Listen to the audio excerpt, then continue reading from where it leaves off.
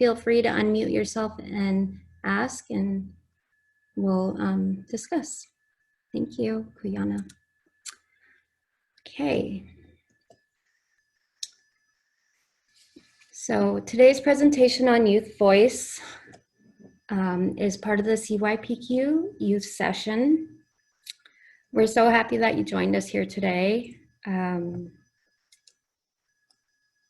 July 18th. We have another session and subsequent sessions to follow the youth series of methods from the CYPQ.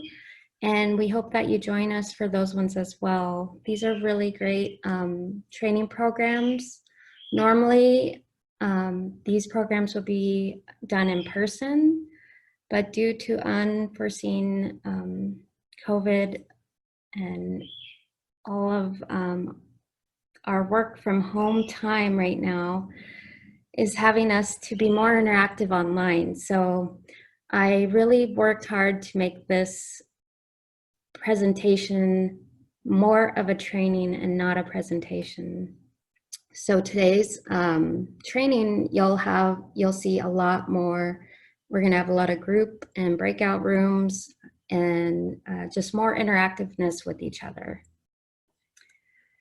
So our next training will be July 23rd. We hope that you'll join us, and that will be another CYPQ session on structure and clear limits. All of these sessions are great strategies for youth providers, teachers, parents to explore ways to incorporate youth voice and other strategies for best practices working with youth. They're very easy and adaptable. So after today's session, I hope that you take this information and make it your own. Adapt it to your own community, to your own youth, and help them to adapt, help incorporate those youth to adapt the program and learning as well. Okay, so today's agenda, this is a very simple agenda. We're gonna start with the opening activity, go over the youth voice method, and then learn about how youth voice strategies can be incorporated into your programs or activities, and then closing. Objectives today. Hopefully by the end of this webinar, you'll have had the opportunity to explore ways you can offer youth voice in your program or activities, gain more experience with youth voice strategies, understand the benefits of giving youth voice, and how to offer meaningful opportunities for participation.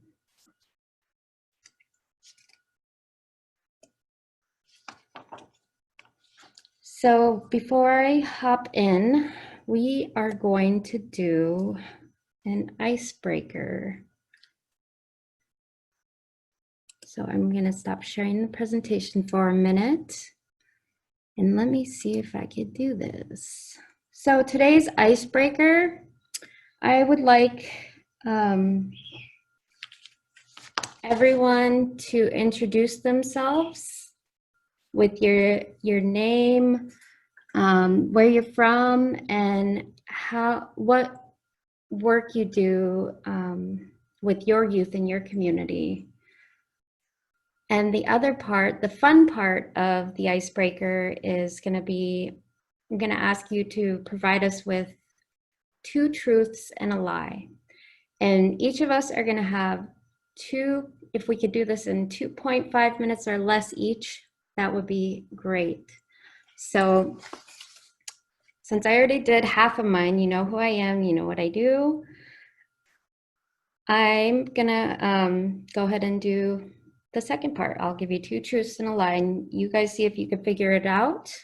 And you could just, I'll say at the end, I'll say how many of you believe this statement, or this statement. And if you could either unmute yourself, or you could in the box for At the bottom, you see the reactions button. Does everyone see that for thumbs up? Can everyone give me a thumbs up if you see the reaction button? So that reaction will mean yes. And then since there's only 2 reactions that I have, the clap will be, that will be telling me you think that's the lie. And each of us, I'll just go around and call after I go on names for the next person. So as I'm doing my 2 truths and a lie, try to think of yours and we'll move forward with that. Okay, so try to guess what my 2 truths and lies are. 2 truths and 1 lie, okay.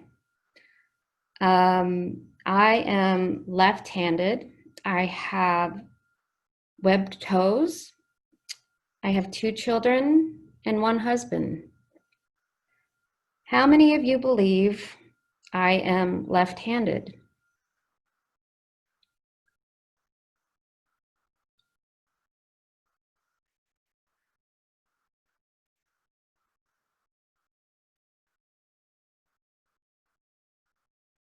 Okay. How many of you believe I have 2 children and 1 husband?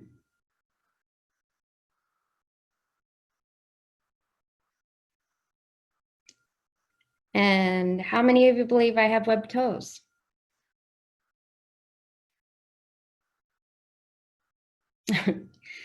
That's correct. I don't have webbed toes, but I did have an aunt that did. Thanks for participating.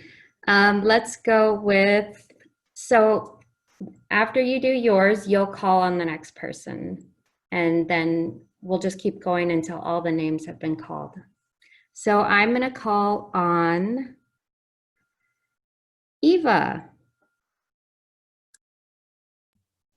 Good morning. So,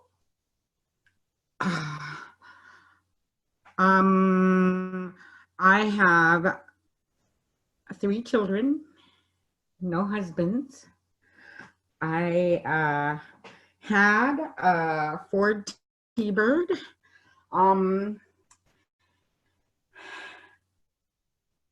And I have 6 grandchildren. So, how many of you believe that I have 3 children and no husband?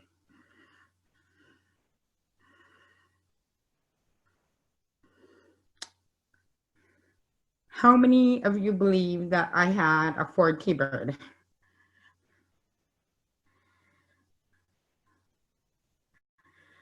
How many of you believe I have 6 grandchildren?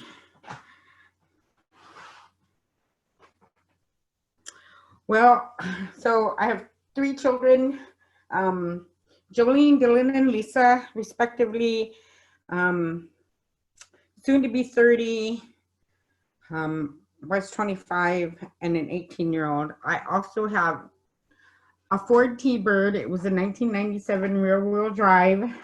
I just retired it because it became so unsafe to drive. It was scary. And I only have 2 grandsons.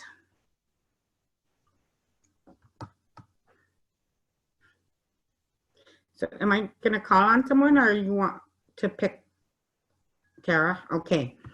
Let's go with, how about Roxanne?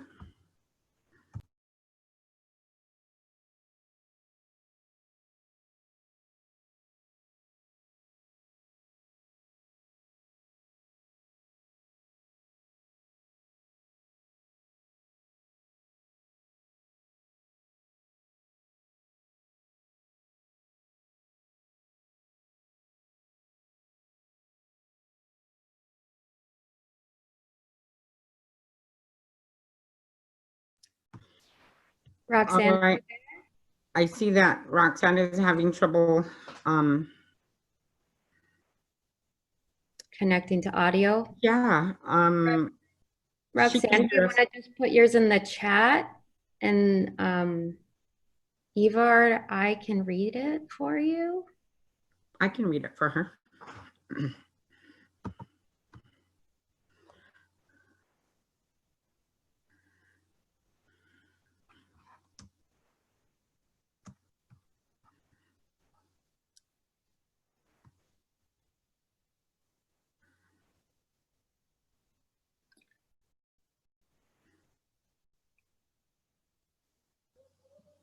Roxanne, can you put it in the chat and then Eva will read it for you? Maybe she's typing it. Okay.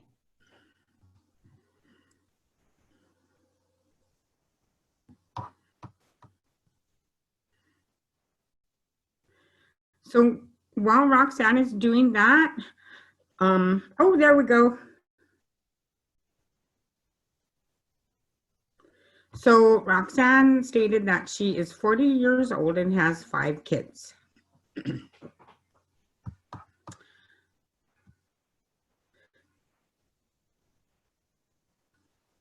So it was 3 things to share, 2 truths and 1 lie.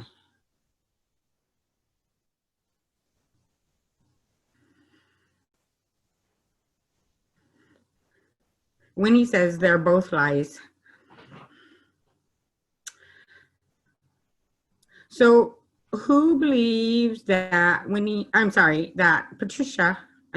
Roxanne is 40 years old?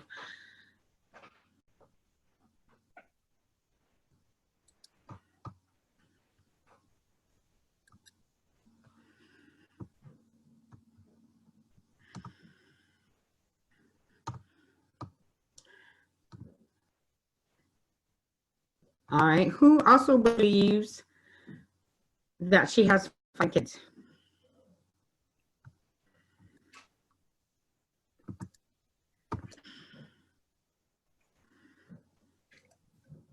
Joy doesn't believe she is 40.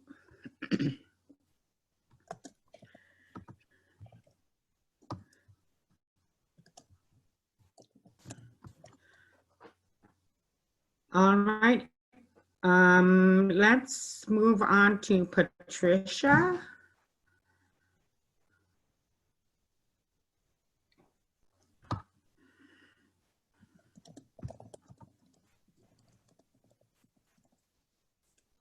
Patricia, are you there? Here. Can you hear me? Yes, thank you. Go ahead. So let's see. I have 3 kids. I have 1 dog, and I'm a grandma.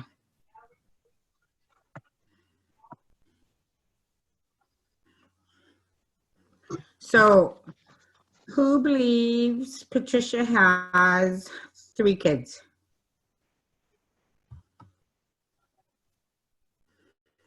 Two thumbs up, 3 thumbs up, 4 thumbs up. Who believes that Patricia has a dog?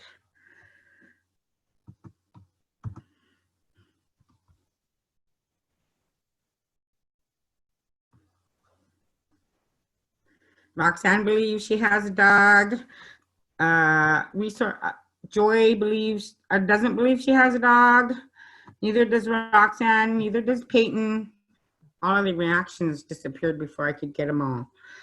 Winnie believes she has a dog. So the final one is she has 2 grandchildren. Who believes that she has 2 grandchildren? I voted that she does. Winnie believes she has 2 grandchildren. So does Joy. I'm sorry, Tara. What's happening in the chat box? Winnie believes. So Patricia, which one is the lie? So I do have 3 kids, and I do have a dog, but I am not a grandma. Okay. How about Winnie next?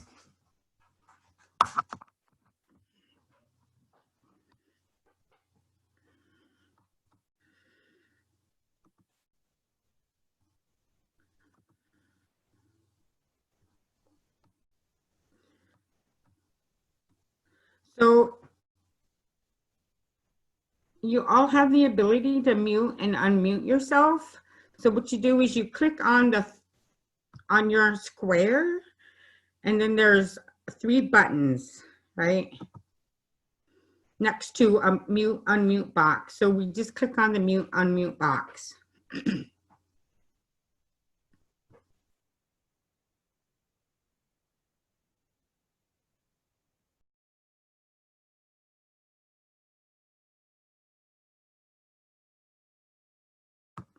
Winnie says she's 30 years old, 5 grandchildren, and 5 kids. So who believes that Winnie is 30 years old?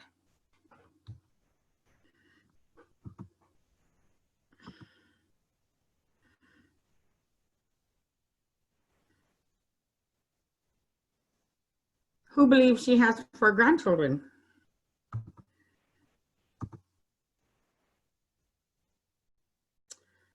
Who believes she has 5 kids?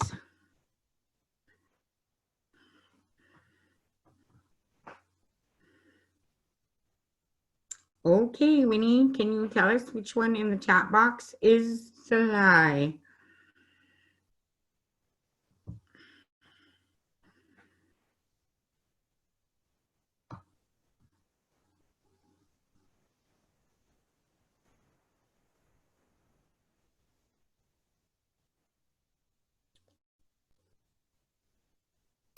She is 59. I would have never guessed. So let's move on to, I believe, Togiak is Denise.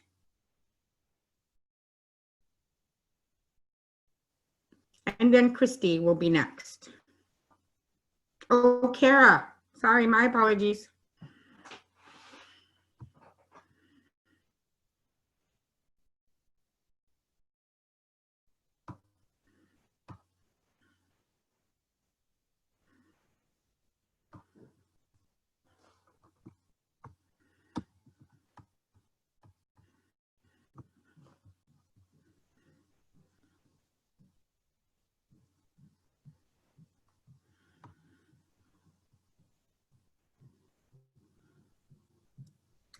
All right, who's going next, Christy or Kara? Kara.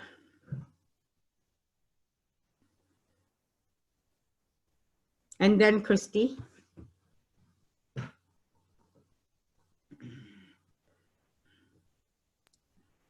So if you guys do have audio, please use audio so we could speed things up a little bit.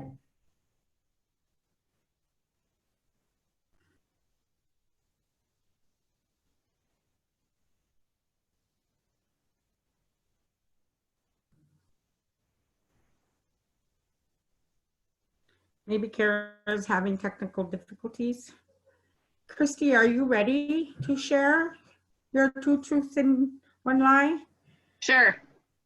Thank you. We'll circle back to Kara. I have 2 children and 1 graduated this year. I have 5 dogs and I have blonde hair.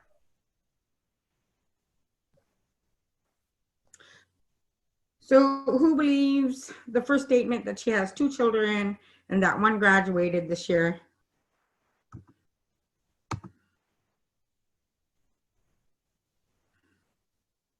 Who believes she has 5 dogs?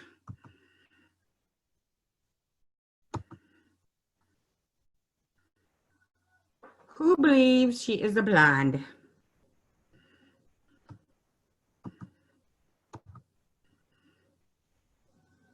All right, Christy. Okay, the first one is the truth. I have 2 children and 1 graduated this year. The second one is the truth. I do have 5 dogs. And the third one is I have dark brown hair. It's a false. All right, can we move on to Tim in Port Graham?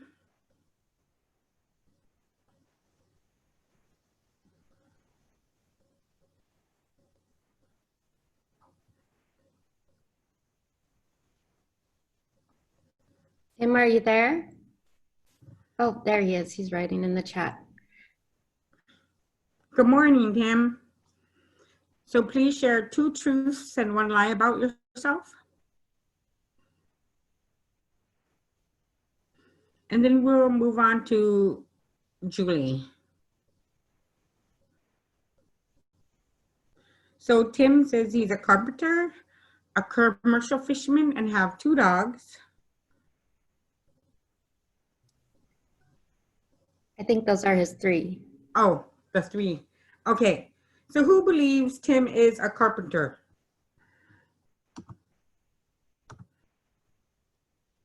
Who also believes he is a fisherman? Who believes he has 2 dogs?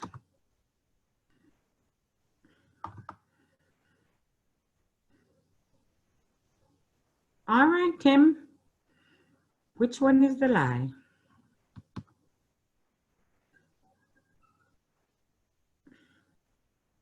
No dogs. He's a cat person. That's funny. Julie, are you ready?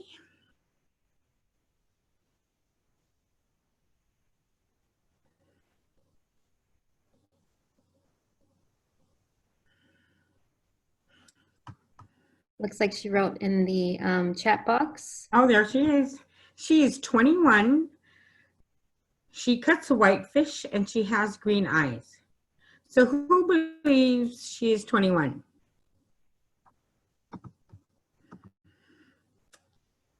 Who believes she can cut whitefish? And who believes she has green eyes?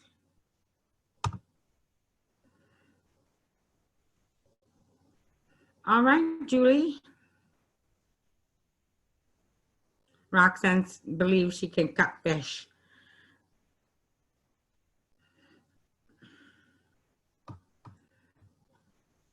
She does not have green eyes. What color eyes do you have?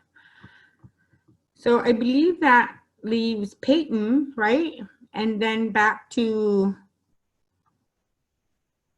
Roxanne.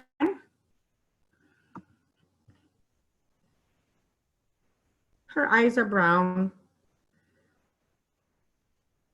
Peyton, are you ready to share? Yeah. Can you guys hear me? Good? Yes. Okay. I have 2 sisters. I graduated in 2014 and I'm from King Cove.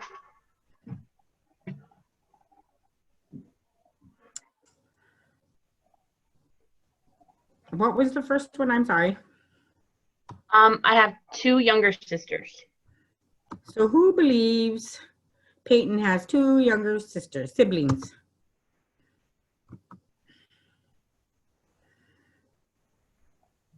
Who believes she graduated in 2014?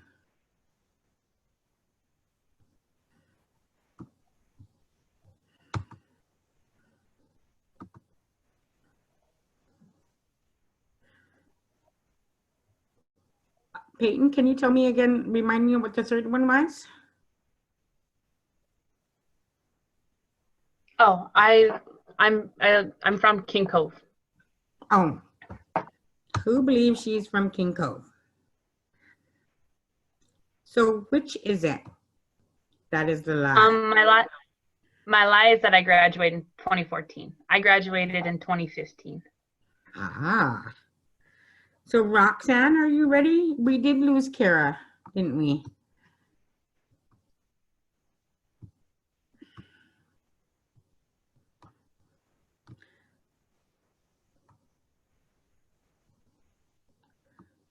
So did we do round robins for everyone? Did I miss anyone?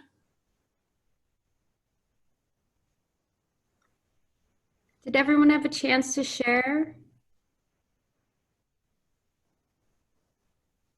Okay. Okay, well, if you didn't have a chance to share, we could always share in the chat box and then we'll come back at the end of the presentation. So we're gonna move forward with our training and I will go ahead and get the presentation back up again. Thank you, Eva, and everyone for participating. Okay.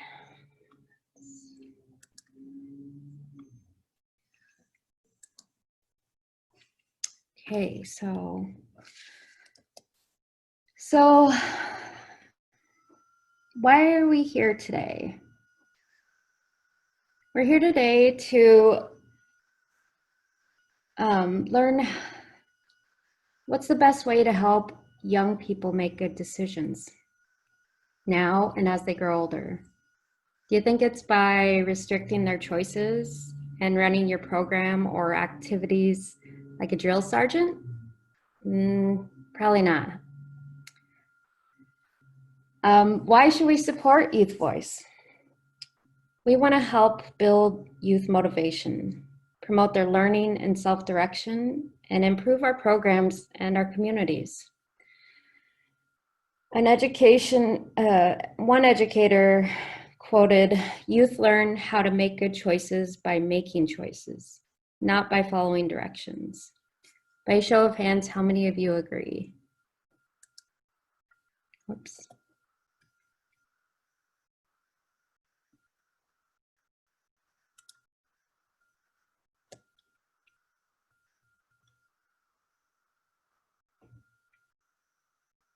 Where'd my toolbox go? Oh, there it is. I'm sorry, can you do your show of hands again? I missed it.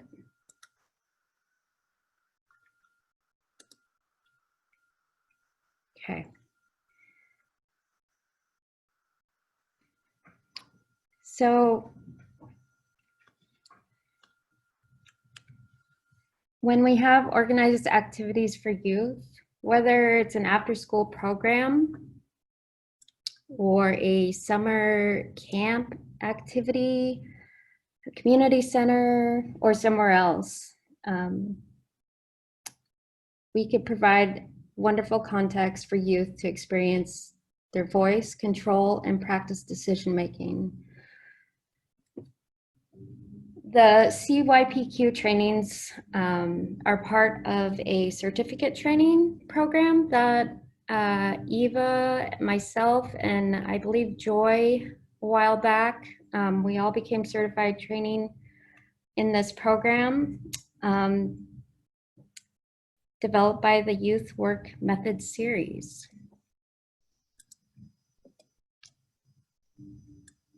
So the Youth Method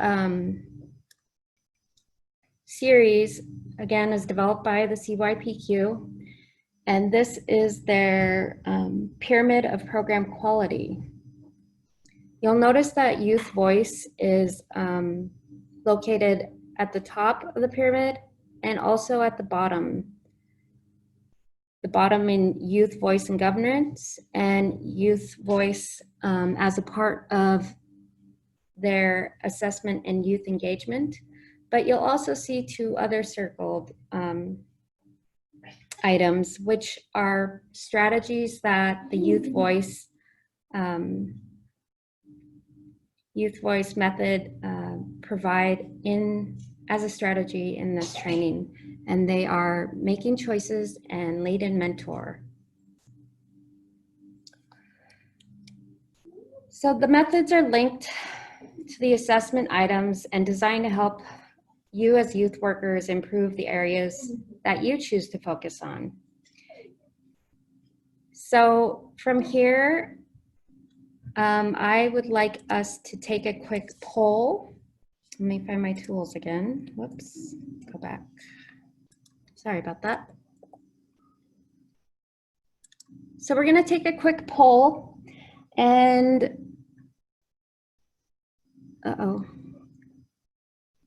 it's Joy, it says I'm logged in on another device, and I think I'm not sure why it's not letting me open the polls. Joy, can you look to see if you can open the poll and go to poll 1? Or even you, Eva, can you guys check? Let me know. Where would I don't know where the poll is. So if you go to the bottom toolbar and it says polls. Oh, no, I don't have that option. Let me see. I'm gonna stop sharing and then see if I could do it from there. I think I have it up. Okay. Is anyone seeing it? No. That's so strange how it's not allowing me. Hold on one second. So how do I make Eva the main host if, just go to more and then, okay, so I'm gonna make her the host and see if we could do the poll. So Eva, go ahead and see if you could pull it up now.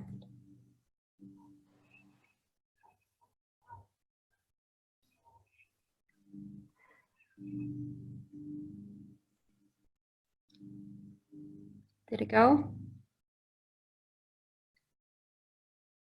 I'm wondering if it's because there's 3 of us logged in under the rule cap.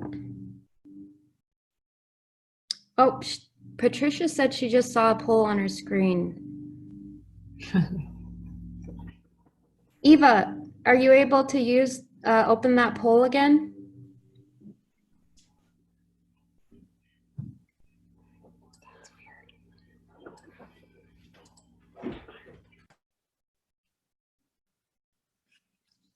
Eva, are you there? Yes. Oh, Peyton said she sees a poll.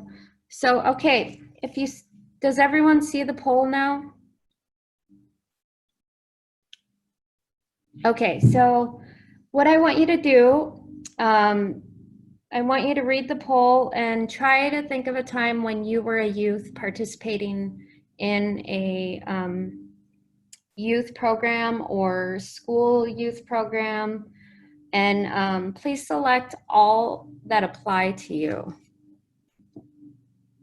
I'll give you a couple minutes.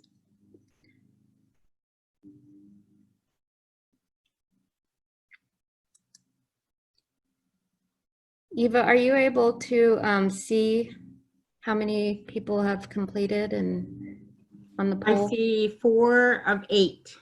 Okay, so we got 4 more, and we'll give you a couple minutes.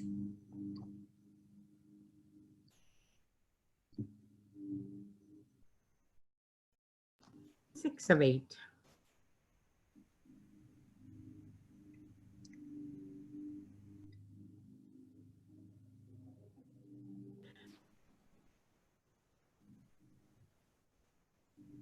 I think that's it, Tara. The rest are you, Joy, and I. 7 Okay. of 8. Yep, okay. So, that's so strange. Are you able to display the poll now?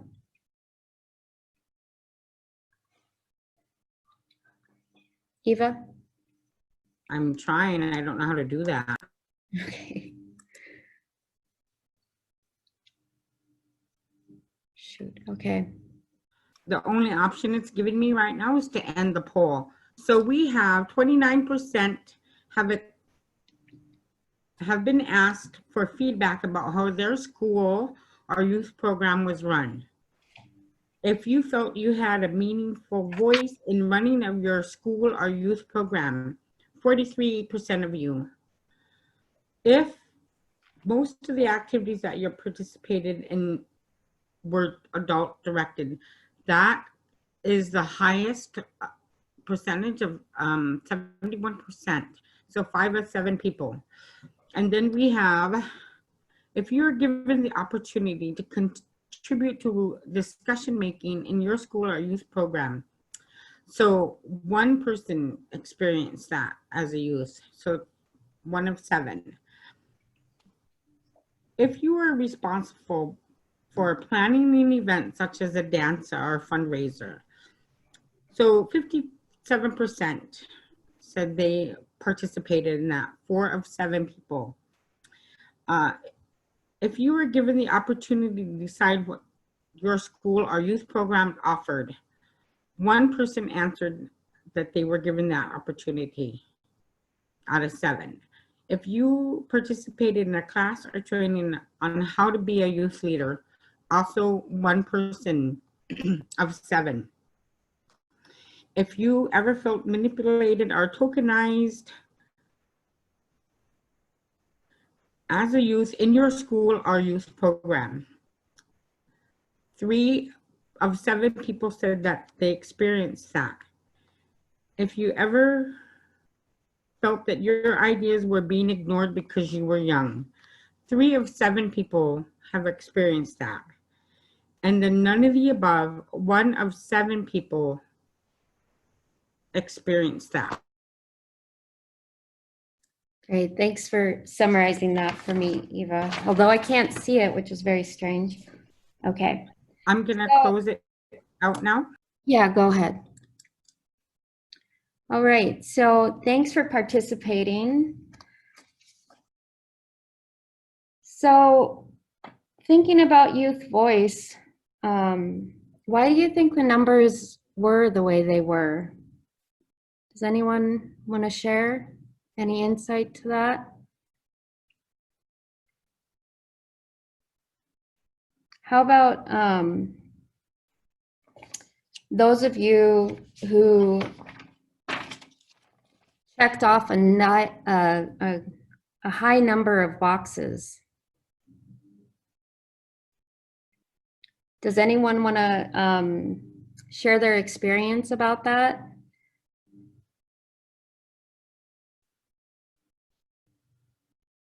And why you think that, how that affects youth voice participating in programs or activities if you had checked off more boxes than not?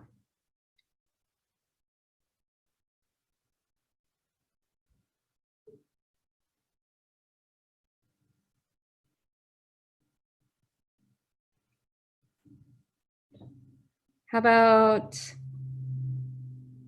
our highest percentage? Tara, Yeah. there's a question in the chat from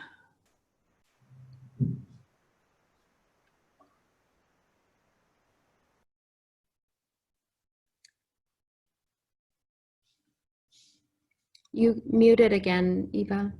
Okay, there's a question. Okay. What was the question? Would it be easier if we could see the questions again as you go off? Let me see.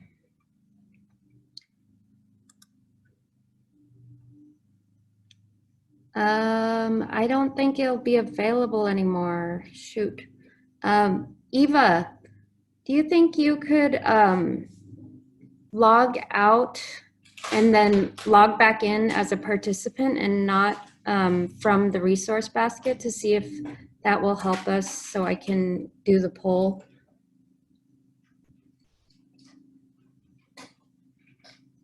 So I'll just go through the statements really slow because I don't think I gave everyone enough time to answer. So again, the question was to ask you guys to read the series of statements and think back to when you were a youth and whether or not these statements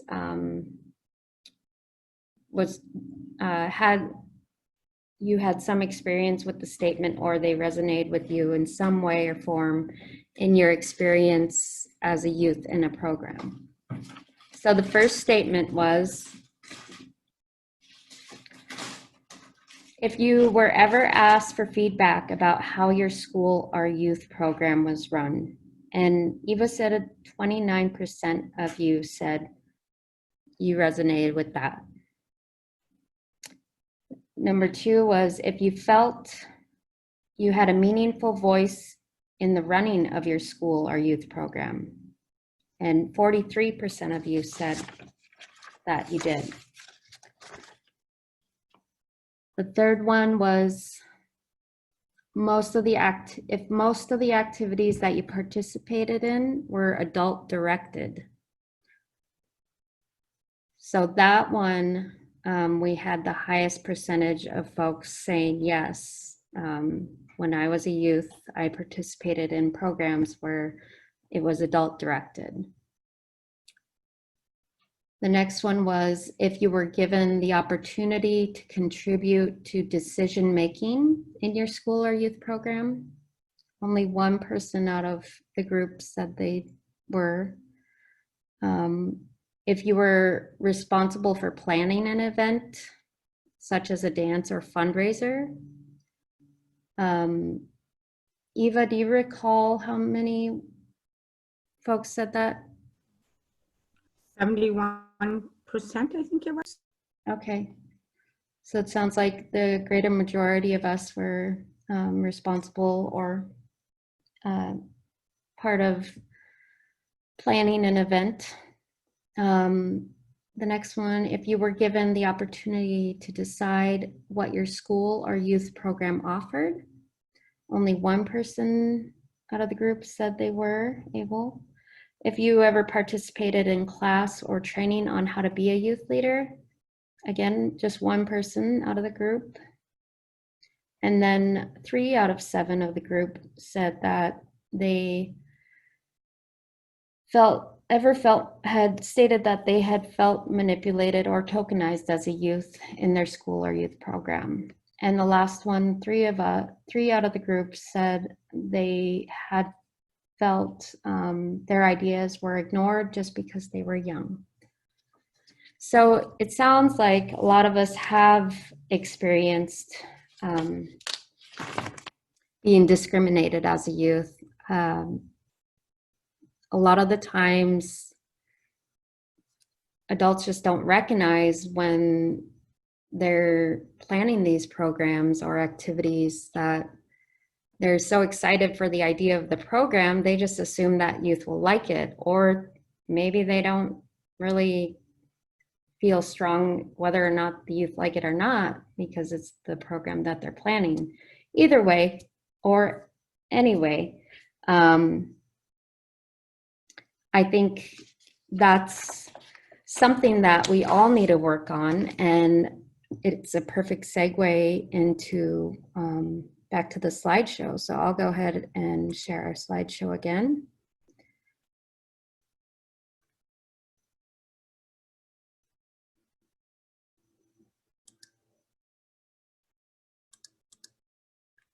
Okay, so this segues into our next topic of adultism. Whoops. So how many of you, by a raise of hands, have heard of the term adultism?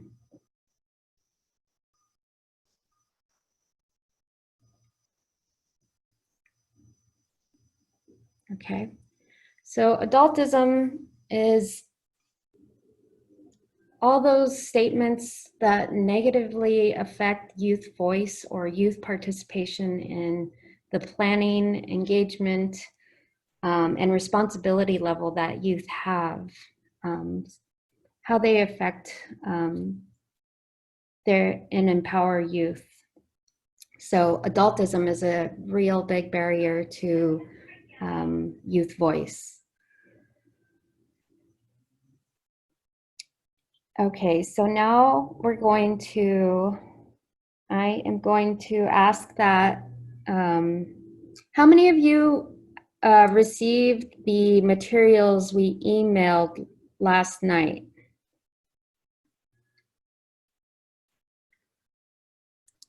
Real quick, I sent the email last night, and then I noticed this morning the PowerPoint didn't go through because it was too big of a file. Okay, no worries. We can, I'll just share my screen. But did everyone receive the supplemental reading?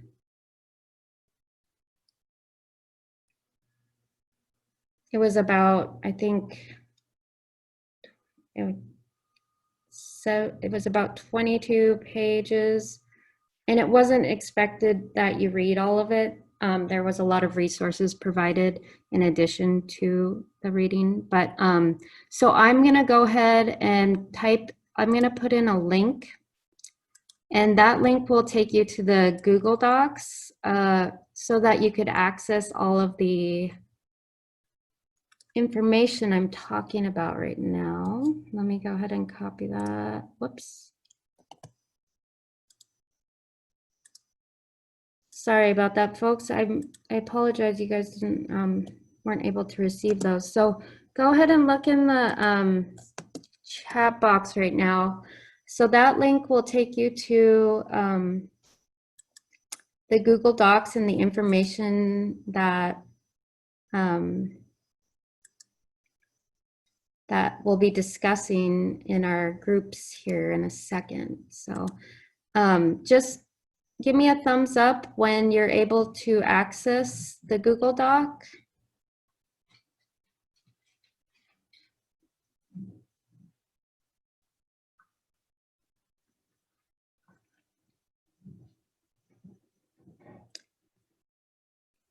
Is anyone having trouble accessing the Google Doc?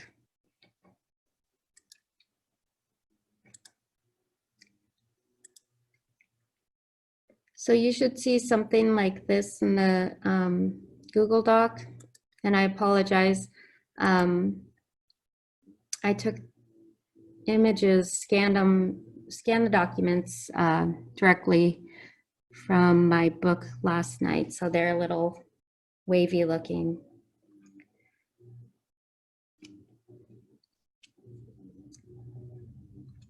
Is everyone on the same page now? Can everyone see what I'm sharing?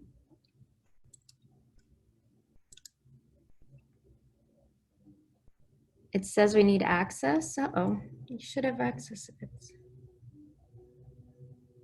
Okay, so everyone can see what I'm sharing right now. Great. So I'm gonna go ahead and go to the page that we need, so the page on adultism. So go ahead and take a minute, and I'll give you 5 minutes. Is 5 minutes enough? It's just this one page to read, and then I'm gonna put you in groups. Does that sound okay, or would you guys like me to read it?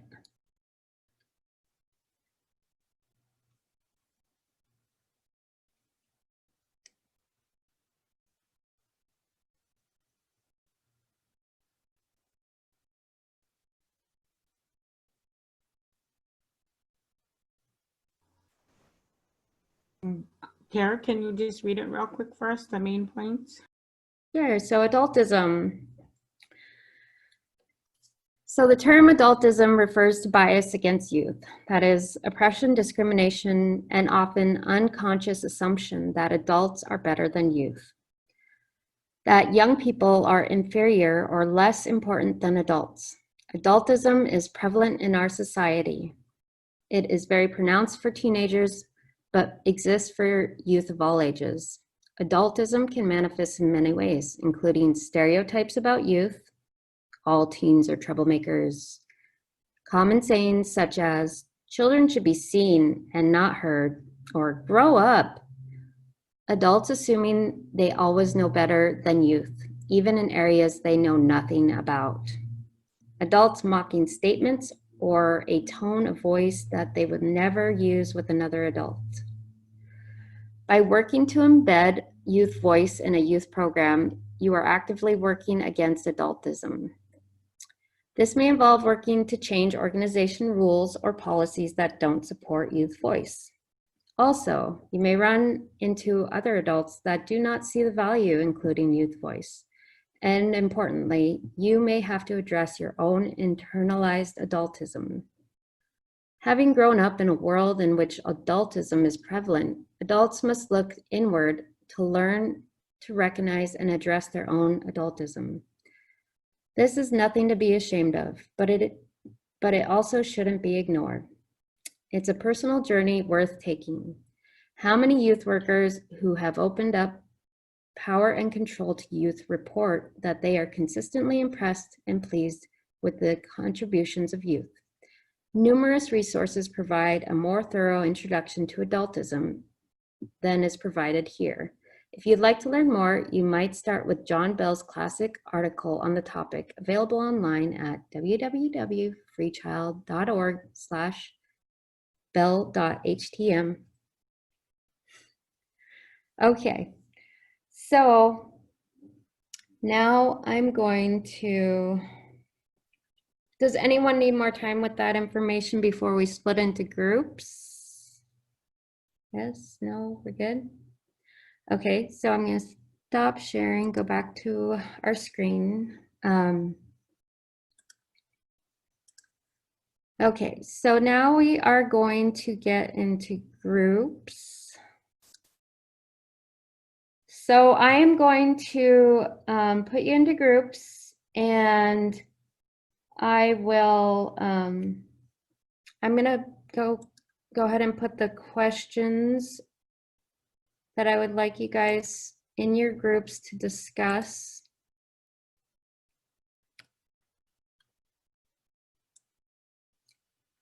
And then we'll do 10 minutes, and then I will ask you guys to come back and share something from your group that seemed to really stick out, or you could share all of the questions that you answered. So does everyone see the questions I just put in the chat?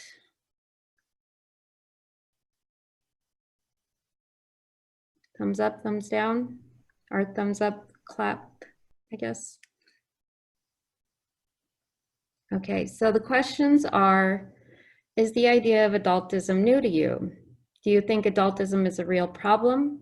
What does this mean for us as youth workers? Are we immune to it, adultism?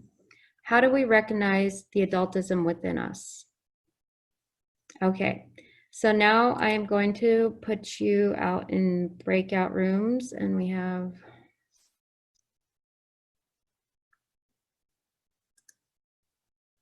so I would like you guys to share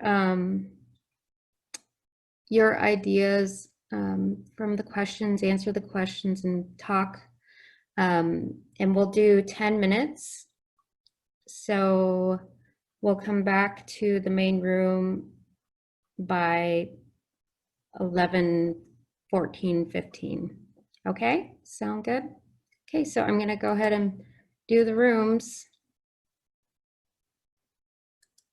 Let's see if I could do this.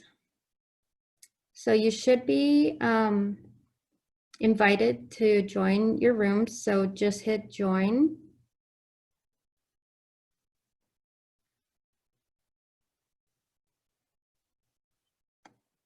Does everyone see how to join? Great.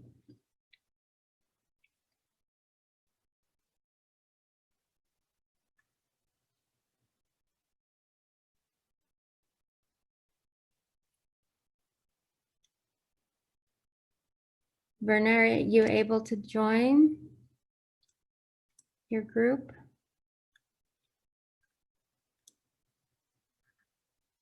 Okay, great.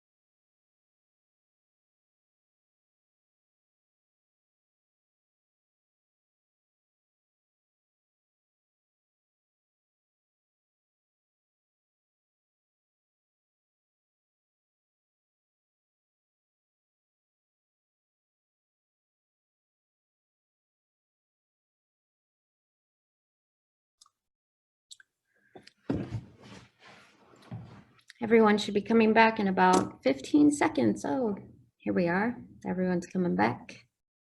Welcome back. Everyone have a good group discussion on adultism.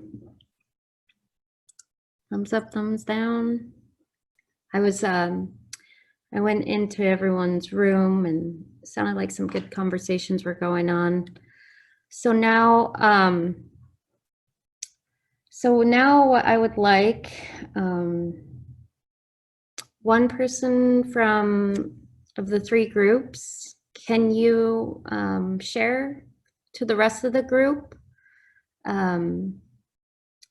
something from the discussion?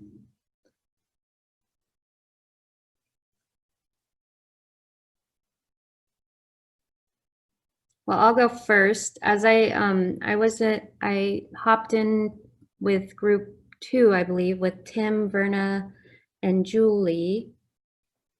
And Tim was mentioning in his youth programs, he didn't see a whole lot of adultism, and the term was fairly new. Some of the others mentioned that they were pretty new in their TYP programs, so just learning about the term or haven't really seen it in their programs. How about someone else from group 1? Can someone from group 1 share? Tara, who was group 1? I don't know if we know which group we were in. Well, I guess, well, I know Eva was in another group and you were in another group. So I believe you were in group 1, Joy, and Eva was group 3. So if anybody wants to share, it's okay if you don't remember what group you're in. If you want to share something, go ahead. Patricia, did you want to share something?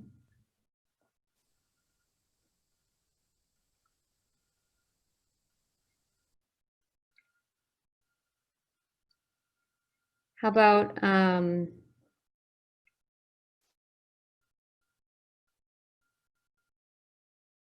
okay. Joy or Eva, do you want to summarize from the group discussion for your group? Well, I can just mention one thing that stood out to me. I think Winnie actually typed it in because she couldn't, her audio's not working. So she participated in the conversation via chat. Thank you, Winnie. But her comment was about, yes, we need to hear youth voice, but also recognizing that youth do need some structure and clear limits. She said, she didn't say it that way, but I interpreted it that way. So I hope that's correct. Because of safety issues. So, just thinking about a kid's their brain's not completely developing until about 25 or later. And that there has to be some direction from adults in order to provide some safety. So she brought up a good point with that. And then I, of course, plugged the next training. Great. How about from your group, Eva? Okay, so the term was, for me, the term was new, but I've seen it happen a lot when I was growing up. And I believe Peyton and Christy said that adultism really doesn't happen in their programs. However, Christy did experience one situation where the kids were planning an activity and the principal shut it down. And so Christy asked the students in the communities or the parents to come together to find a solution and then bring it to the school board, which then the activity was approved and then I believe executed. So the part of the discussion that we had is like I noticed from the questions that you posted in the chat box was, how can we recognize it in ourselves and then put a stop to it, right? So I believe Peyton said that now because she's aware of the term and the actions of adultism, like she'd be, she could see that adultism was happening, recognize it, and stop it. Did I miss anything, ladies?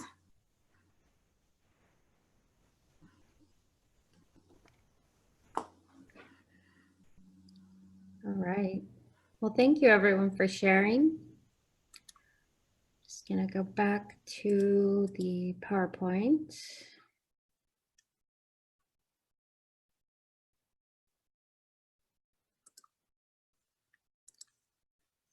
That sounds like you guys had some good discussions. I was happy to hear Tim mention that adultism didn't happen in their program, or he didn't see it in their community. So that's great. We've got youth voice going on already in that community. So like I said, adultism can happen on many levels. Many of you mentioned types of examples of this. It could happen on a personal level in which individual adults can work on how they frame youth and counter their own adultism tendencies.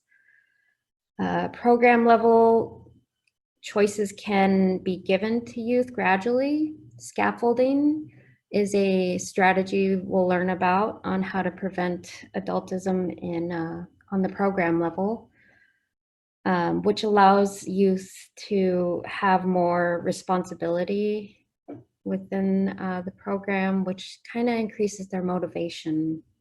And then there was an example on the organizational level with the school and the principal.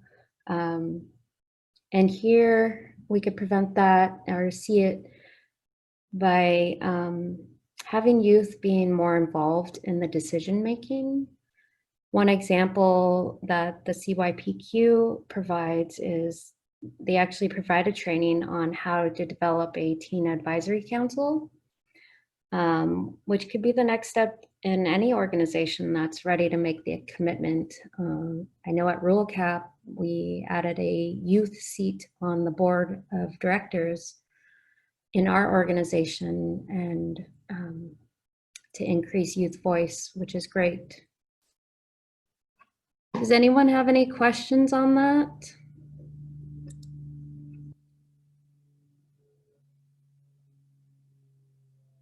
Here's my chat.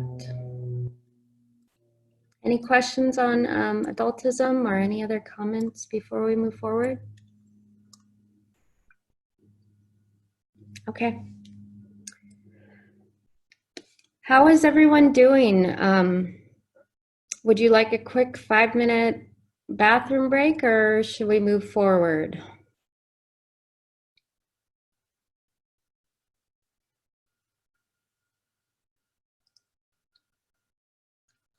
Anyone? Okay, I'll move forward. We'll take a break after the next topic then. Okay.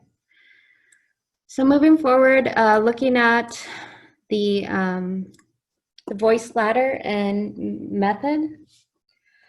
So we can better engage and empower youth by giving them opportunities, which you see on the left, and supports you see on the right.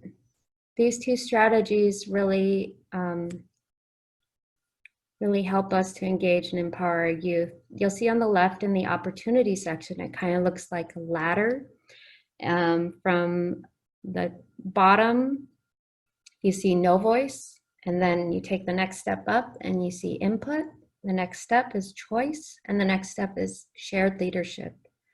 Shared leadership is where we want all our youth to be on all levels of personal, program, and organizational. That's our goal, is to have a shared leadership relationship with our youth. In order to get there, we have supports such as scaffolding.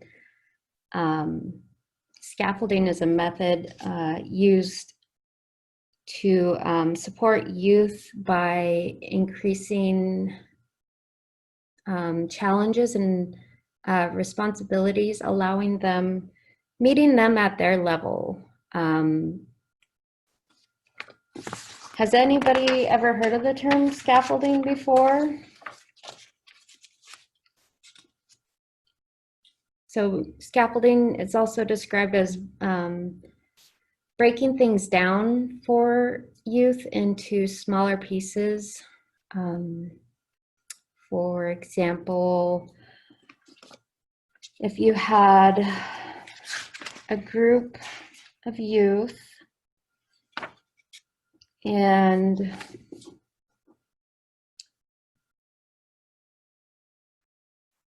you ask them to go bake something. That's your activity, go bake something. And you're asking a youth who may be in the 6th grade and never had any experience baking or doesn't know what to bake. So in that, you see the confusion, you see the anxiety, like, oh, I'm expected to do this and this is supposed to be fun for me.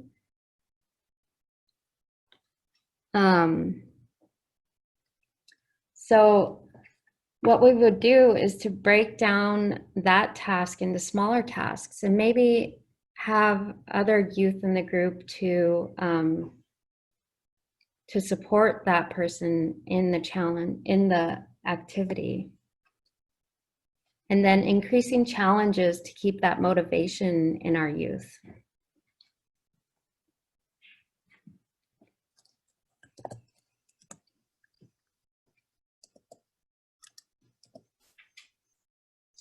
So this shows, again, another version of how that shared leadership is built step by step.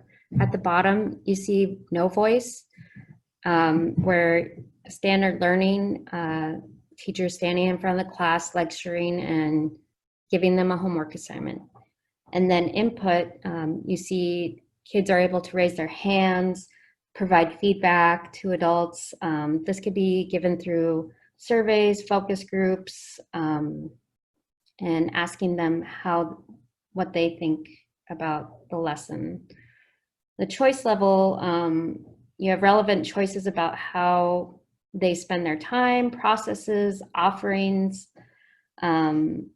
This step may have the biggest range. For example, closed-ended choices between activity options, to important open-ended questions about how to run things. And then our top level, the shared leadership, where we'd like to be, youth experience shared leadership of program with adults, in which leadership opportunities for all youth, not just presumed leaders. Youth take active roles in managing their own time and learning. They have real opportunities to provide feedback on the program and actually shape what the program looks like and activities that would be included. Any questions on that?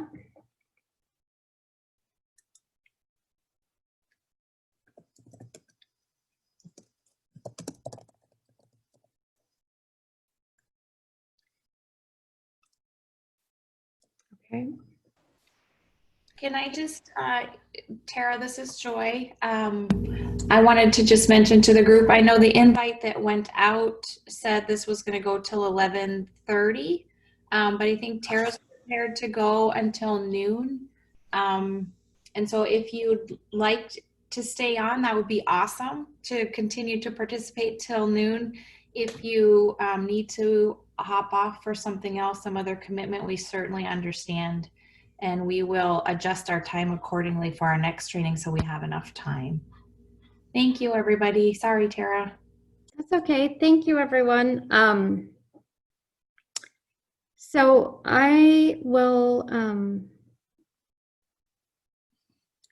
so we're gonna fast forward and we'll skip that breakout session I was gonna do.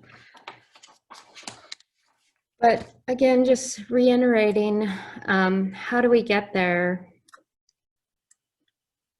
How do we get to youth voice and that shared leadership?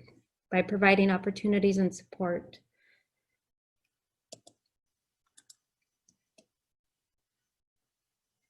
Okay.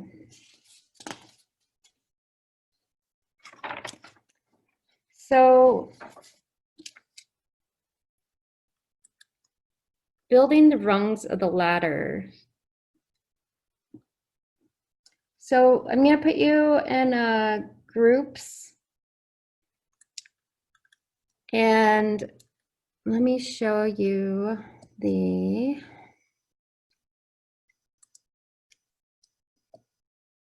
oops.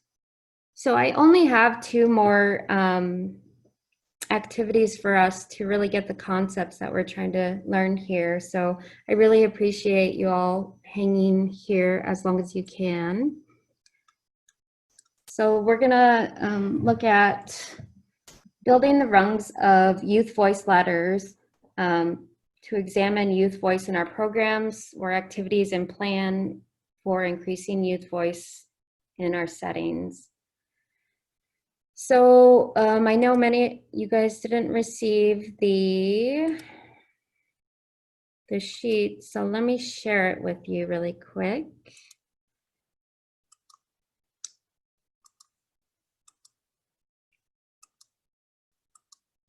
Okay. So this is a form, building the rungs of the youth voice ladder. And we see the ladder here and a couple of questions. I'm going to set you in some groups. Would you guys prefer to be in groups, or would you prefer to just popcorn question answer out?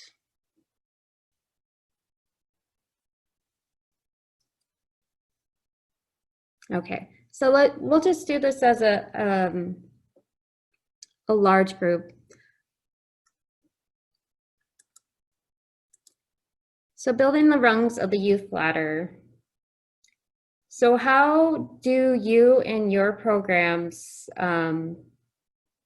what level do you guys think you guys provide youth voice on the ladder?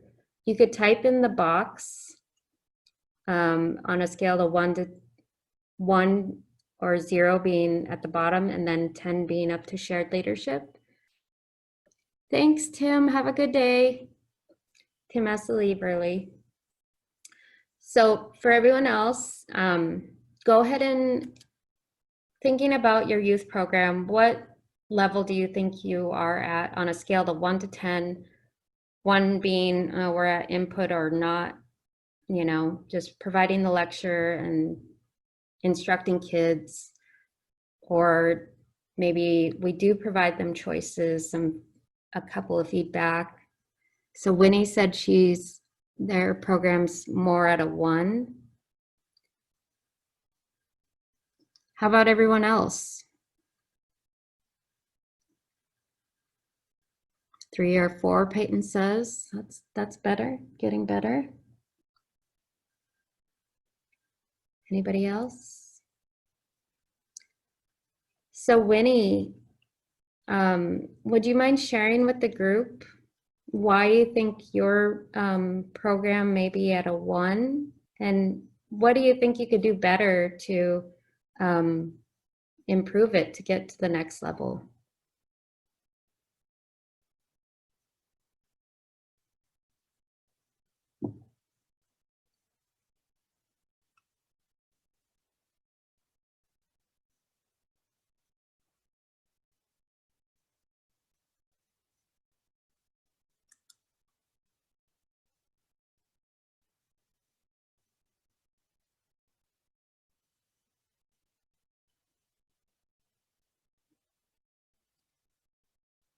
You could type it if you want, if you don't want to talk out loud. But I really want you guys to get the most out of this training. I'm really just here to like be a guide for you. Oh, great.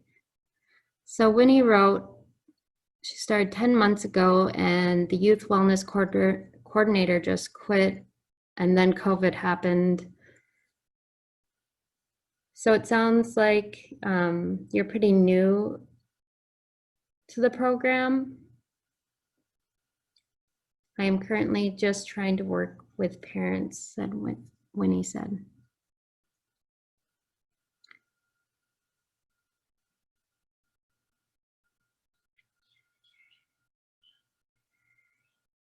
Thanks for sharing, Winnie. So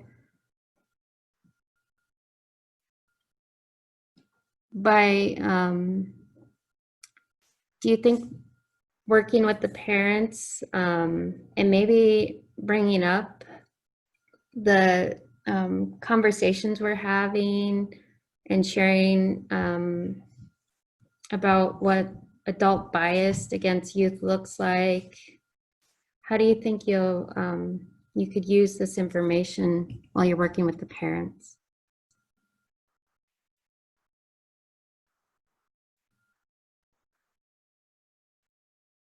Does anyone else have any suggestions on ways to how can we be better in our programs to get to that shared leadership level?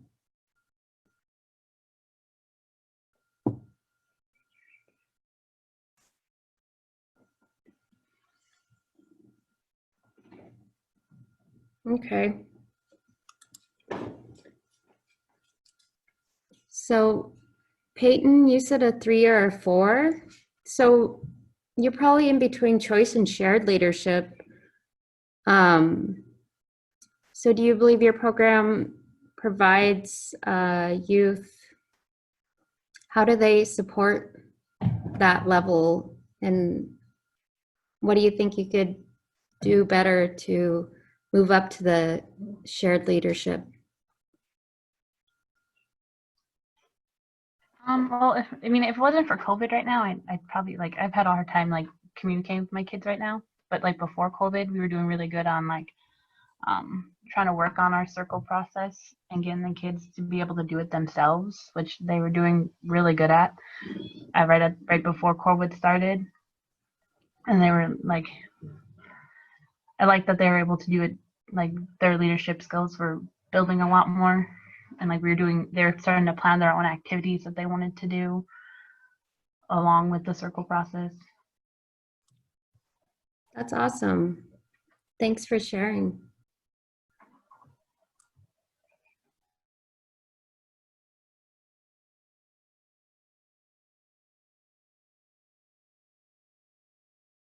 So thank you for sharing.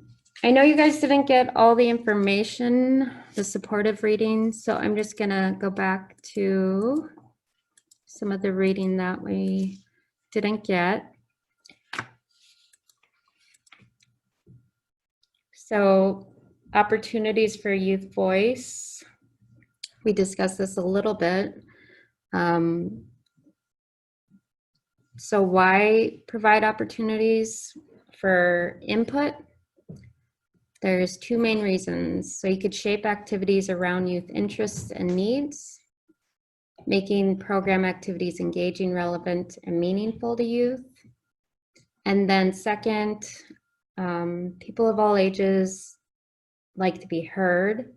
Asking for input helps youth feel that their concerns matter and will be heard. So that's the bottom of the ladder. If we move up to the next step of choice, providing opportunities for youth to make relevant and meaningful choices. So how do you find out what's relevant to youth? Finding relevant choices requires detective work. You either need to know your youth well, what they like to do, as well as their hopes and dreams, perhaps. Experience definitely helps at providing relevant and meaningful choices in the work with the youth, in the activities. One way is to utilize a youth feedback survey before planning or beginning a program. You could do activities like for younger groups, having them draw what their interests are and finding out that way. Just being creative and taking a step back to consider, will youth find the choices that I'm offering relevant and meaningful?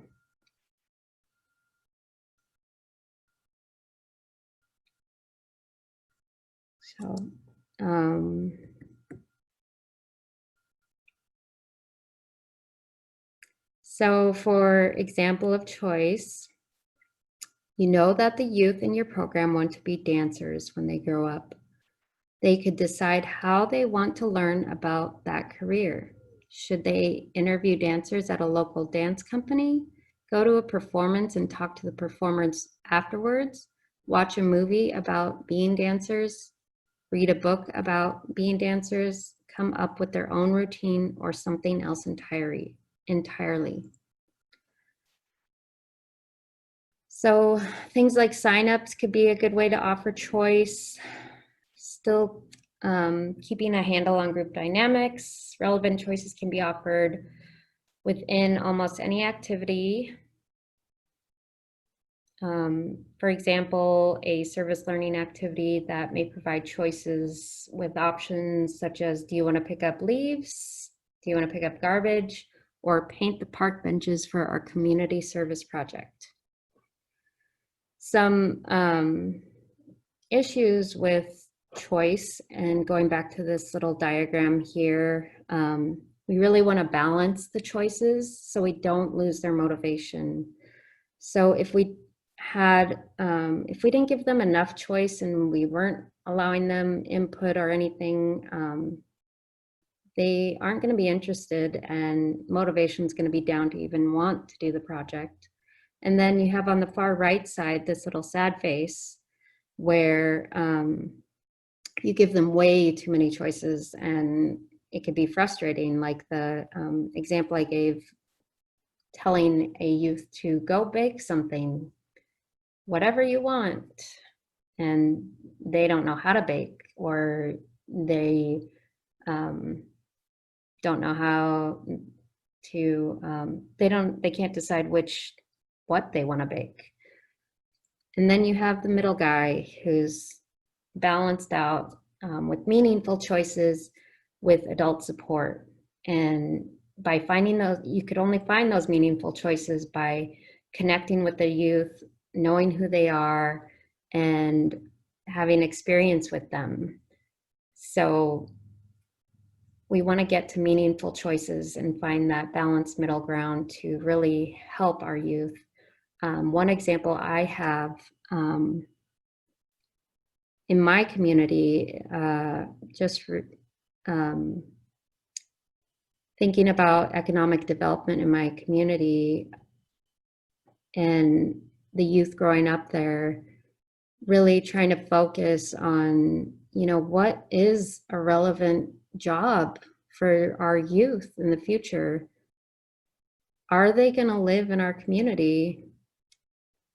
Right now, we're actually losing numbers of youth in our community because people are moving out of the village, and kids just aren't directed and supported with relevant choices for, what would be a good career if that youth wanted to stay in their home village or community, such as fishing. Commercial fishing is really big in Kodiak, Old Harbor, where I'm from. And a lot of youth have no idea where to start if they wanted to become a fisherman. Or if there's other choices for employment. those types of things help us as youth workers to know to better support them. We talked a lot about shared leadership, scaffolding. Again, providing effective scaffolding is can be challenging, but the most important thing you can do as a youth worker. So in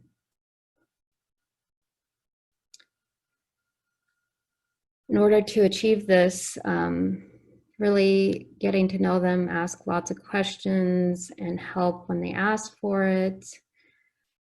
Being aware whether they're overwhelmed, bored, or whether or not they enjoy the activities you're providing. Again, like I said, that baking example. And then you have the other piece is increasing challenges, roles, and responsibilities over time.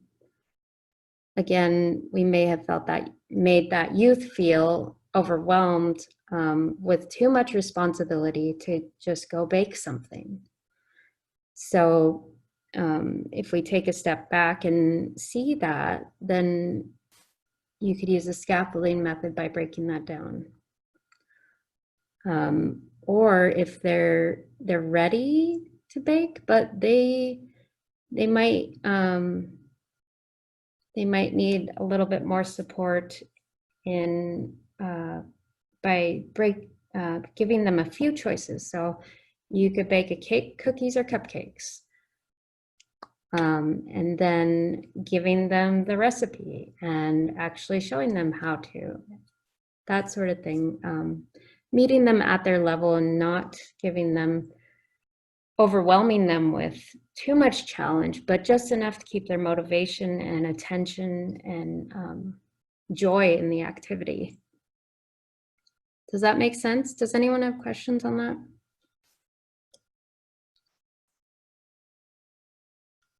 Okay, I'm gonna go back to my slideshow. So the next, the last activity before we close is kind of a fun one. Let me see. Oh, I didn't share yet. Sorry. Let me go back. How's everyone doing? Doing okay? Reaction, thumbs up, thumbs down? Good. All right, so this, let me go down to the slide. Okay, destination vacation. Doesn't that sound nice?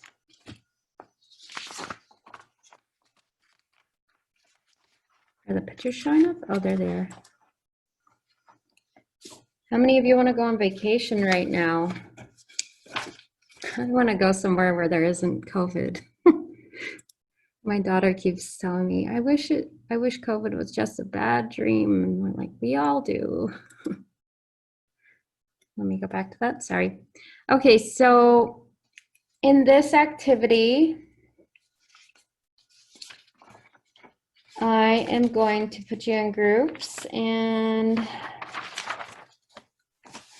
I am going to share the screen and read you. One second. Okay. So I pretend you just won a trip. And I'm going to read you some options. And then you're going to pick one of the three options of the trips that you would most like to take.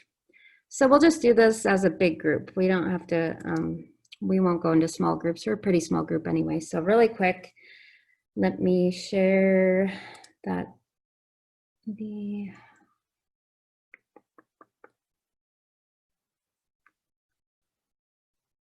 Where did it go?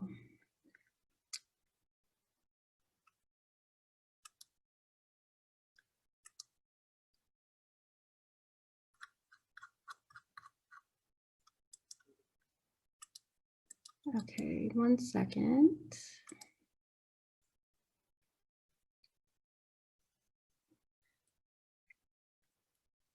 Hang in there. I'm just pulling up the document. Okay. And then I will share my screen. Okay, here we go. Okay, can everyone see that? Thumbs up, thumbs down. Yep. Good. Okay, really quickly. So, congratulations, you won a trip. The first one is, so again, while I'm reading these 3 scenarios, I want you to really think about which one that you most want to go on. So as I read them, you could read them yourself. And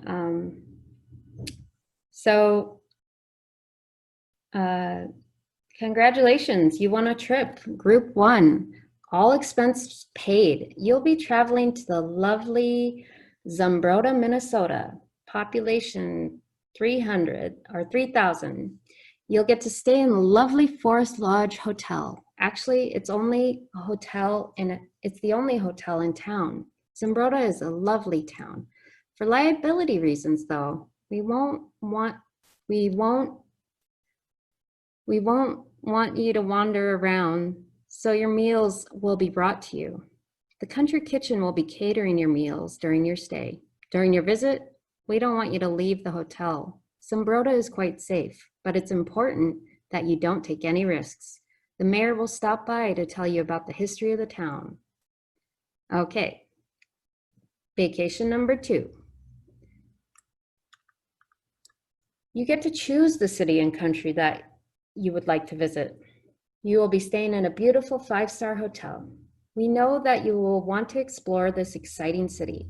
Feel free to talk with the concierge who can assist you with joining small group tours, scheduling a private tour guide, or transportation selections should you prefer to venture out on your own. At your disposal are maps and guide information about the city, with recommendations of a range of wonderful restaurants. Since you don't speak the language, there's a translator available at your disposal if you like.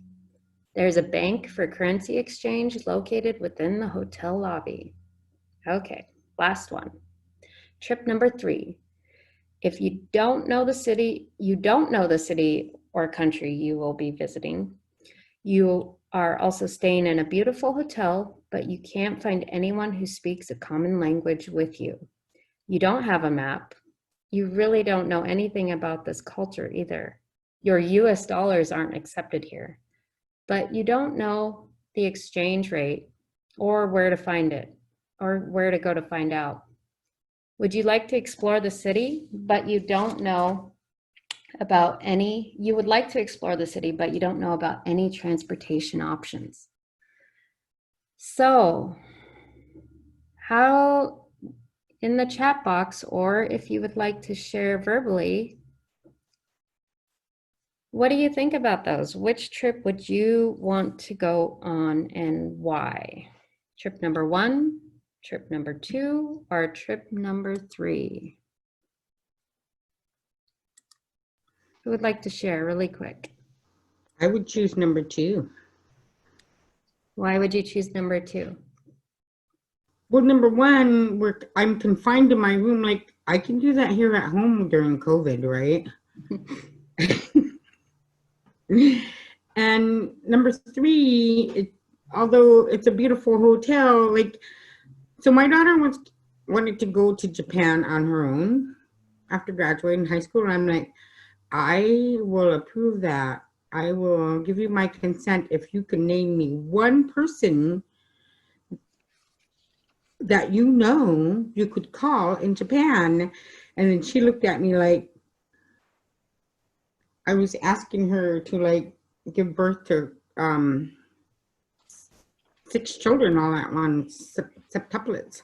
And she couldn't name one person who she could call in Japan. So that's why I would choose number 2. Like all those options are there.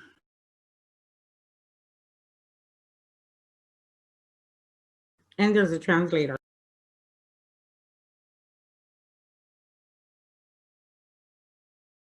Yeah, that'd be nice, huh? Anybody else?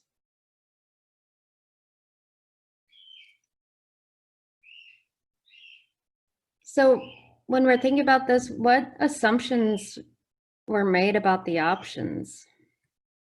I know Eva mentioned some of them. Does anyone want to mention?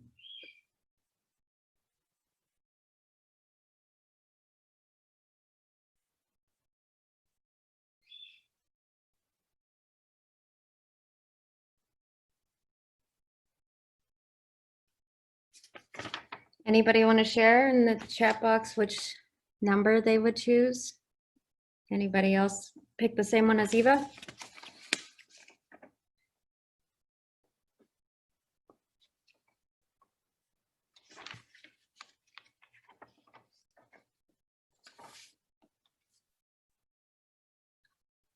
Come on, don't be shy. Okay, so this exercise we did to really show and explain, help us to further help us see how opportunities for choice or lack thereof, how they could be overwhelming to youth without support. Yeah, I like to have more options too. Or, I mean, the first one, it's just not my idea of vacation, but who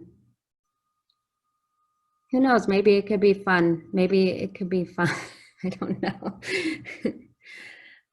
Thank you guys for participating in that. We'll do, okay, I'm gonna exit out of here and we are almost done with today. You guys have been really great.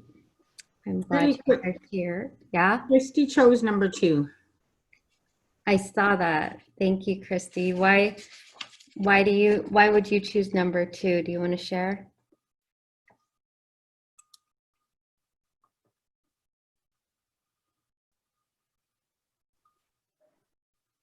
Well, because there's more options and I don't want to just stay in a hotel. I want to go out and do things if I'm on vacation. Thanks. But does everyone see how the connection, how we could see this in our youth programs, whether they have too many options or not enough, or just that balance, right? So last thing I would like us to do, it's the final poll. Oh, and I'm able to pull up the poll now. Does everyone see the poll right now? The results from the first poll? Yeah, yes. Okay, so I'm gonna go, that was the vacation. So the last poll. Based on your learning today, please select your youth voice strategy readiness level. So the 3 options are, I'm not ready to implement youth voice at my site. I get it, but I still have questions and need to spend more time exploring youth voice. I feel ready and prepared to begin implementing youth voice at my site.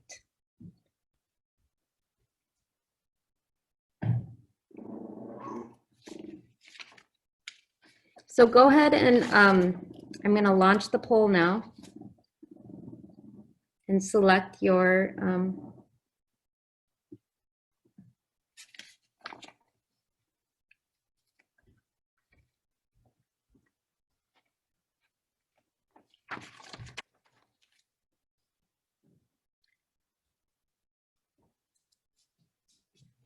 okay, and I know a lot of folks have to leave. I appreciate you staying as long as you can. I'm also going to post some evaluation questions. We can email them to you as well. So don't fret if you have to go right now. We'll just email you the evaluation questions. And so I just posted those in the chat. So we'll go ahead and email you the questions, but I just wanted to let you see them and give you a heads up that we will be sending them out to you. And if you could answer them, that would be wonderful, and get them back to Eva. Okay, so it looks like 5 out of 6 have. Okay, so I'm going to end polling and share the results.